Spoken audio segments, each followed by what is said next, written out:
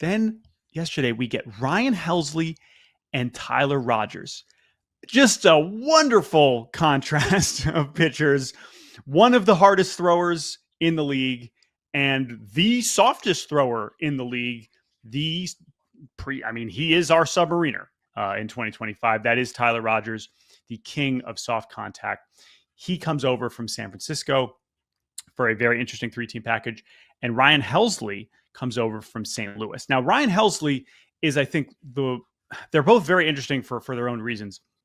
But I think that Helsley, someone who last year was arguably the second best closer in the sport behind Clase, he also, got some, down ballot, I think either MVP or Cy Young votes. This year it was a step back. Now the stuff is still there. He's still throwing 100. The fastball has not played in the same way. The slider is still tremendous, but we knew that he was going to be on the move because his contract is expiring, because he is striking out. He's still striking out a bunch of guys, and he brings swing and miss to a bullpen that clearly could still need it, certainly beyond Edwin Diaz. So I'm not expecting him to take Edwin Diaz's job, but you move him to the 8th inning, and that's a pretty sweet setup. Whereas Tyler Rogers, you can kind of bring him in all kinds of weird situations, but for the most part, you're looking for soft contact, you're looking for ground balls, and you can most relevantly to Tyler Rogers, you can bring him in all the time. He has pitched in more games in the big leagues over the last 6 seasons than anyone by like 20. And so he is very available. That is a lovely thing to give to a manager like Carlos Mendoza, who for some of these other harder throwing guys, it's like, yeah, he's down because he throws 100 and he's kind of worn out. Like Tyler Rogers, he's ready to go basically every day. So my pops is a Mets fan, and the other night he goes, "What do I need to know about this Tyler Rogers guy? What's anything special about him?" And I said, "Oh, yes, there is." You said you thought I threw weird. Wait till you look at Tyler Rogers. I said he's a submariner. My dad said, "What does it look like?" I said, "You ever throw spaghetti in the air at anything? You ever throw a piece of spaghetti?" That's what it looks like when Tyler Rogers pitches. Not the motion of throwing spaghetti, but the actual spaghetti in the air. It's a piece of spaghetti flying end over end through space. I'm sorry. This is a good example where we're doing a live podcast. Are people throwing spaghetti? Is this something that people do? Am I missing something here? Yeah. Let me know in the chat. What does spaghetti look like when it's being thrown? You're like, when you throw spaghetti. So please let me know. YouTube chat, I got an eye on it. This is, of all the Jake Mintz analogies, what did you do for your honeymoon? I'm really struggling to grasp. So just let me know. But anyway, Tyler Rogers, he does throw very funky. He has been very available. He is one of 2 Rogers twins that have been traded at this deadline. I understand Taylor Rogers was also traded again today, but let's focus on Tyler. Let's focus on Helsley. Let's focus on Soto. We'll get to the Mets also bring in Cedric Mullins. Yeah.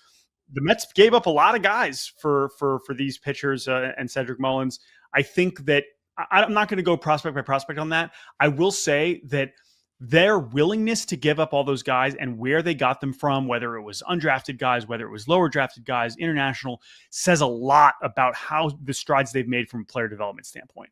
They have to feel really good that they've been able to turn some high picks, some low picks, some other trades, all this stuff into now major league talent. That is not something that they've necessarily been able to do in recent years. I think that says a lot about David Stearns and kind of what they built over the last couple of seasons. Very interesting deadline for the Mets. So David Stearns, takes over last year. It was really his first deadline. And at the deadline last year, it's easy to forget now in the afterglow of OMG world. But the Mets were not really in it at the deadline, and they kind of took a couple half measures. They went out and got Jesse Winker, who helped. They went out and got Ryan Stanek and Phil Maton. But it didn't feel like foot on the gas, David Stearns putting his stamp on a deadline. And this year it was like, okay, is he going to be passive? Is he going to operate the way he did in Milwaukee, where it was more half measure oriented? And I would say that I really liked their deadline for what they did and for what they didn't do, right? So there were so many different directions that the Mets could have gone, just because they have this surplus of controllable young position players at the big league level that they didn't trade away from. That's Vientos, that's Luis Angel Acuna, that's Brett Beatty. And they held on to those guys. I think that's probably the smart move. And it is, like you mentioned, a credit to this farm system that is churning out talent, that they were able to give up so many players to go and reinforce their bullpen, which was an obvious need. And when you look at the roster, you're like, what else could they have possibly gotten besides the bullpen? Well, we wake up today, do the deadline day, Cedric Mullins going to the New York Mets to fill in and probably be the everyday outfielder. Now, at first glance, a Platoon would make sense. He's lefty. Tyrone Taylor is righty. However, Mullins' numbers against lefties this year are better than his numbers against righties. He's kind of a reverse splits guy this season. So I think he's just going to kind of be the everyday center fielder, at least at the beginning. And that's a strong piece for the Mets, who have been waiting for Jose Siri to get back now for a little bit. Yeah, and it's interesting. By the way, people are validating you. Everyone's throwing spaghetti, so you're actually in the clear here. So this is on me. I know. I guess I haven't been making spaghetti correctly, so I apologize. I'm gonna hold that L. That's totally on me.